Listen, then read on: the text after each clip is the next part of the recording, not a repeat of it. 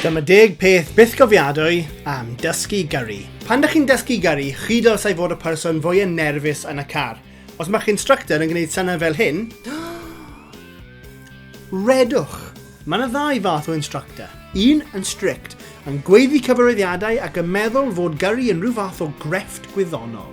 A'r llall sydd yn joio eistedd yn y car mynd am spin round y dre, a meddwl yw hunan, os maen nhw'n crap bydd angen mwy o wersi arnyn nhw. Quids in? Ie. Eich prif nod yw i ddysgu sut i gyrru, ond ych chi hefyd yn mynd i ddatblygu dealltwriaeth ddofn o holl ystadau ddiwydiannol eich ardal, sy'n gallu anfon brickies, plumbers a delivery drivers yn wyllt wrth i nhw aros i chi cwblhau eich 10-point turn. Lot o hwyl. Y peth cyntaf sy'n mynd i ddigwydd wrth i chi dysgu gyrru yw hyn.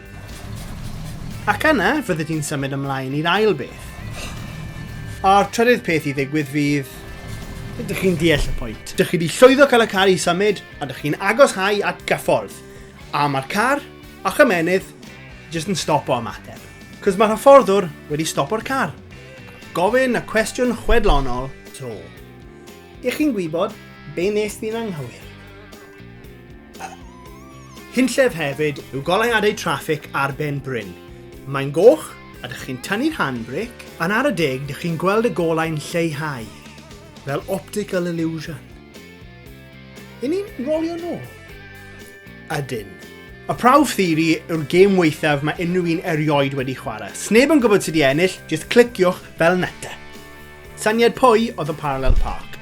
Mae'n digon anodd i ddysgu sut i yrru ymlaen, ond y siop gorau i ganolbwyntio ar unrhyw tasg cymleth yw fel hyn. Ideal. Chi wedi dysgu pa lôn i fod ynddo, os wedi defnyddio'ch indicators, a ydych chi'n agoshau at eich cylch dro cyntaf. Mae'n anghenfil 4 lôn gyda pawb yn hedfan heibio chi ar gyflymder golau. A dyna pan ydych chi'n sylweddoli. Does neb yn defnyddio indicators. Does dim rheolau. Cyfraith y jwngl sydd fan hyn. A ydych chi'n colli agoriad, ar ôl agoriad, jyst yn eistedd yn y junction am rhyw 40 munud jyst yn chwysu.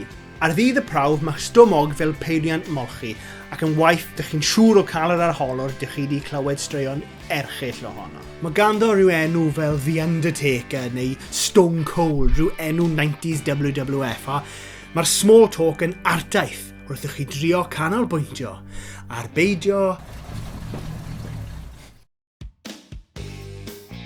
Pwy oedd fwy nerfus, chi neu'ch hyfforddwr? Beth oedd enw eich nightmare examiner? Ar ba brawf nes di basio? Llenwch y tanc yn y sylwadau isod a pha rwel.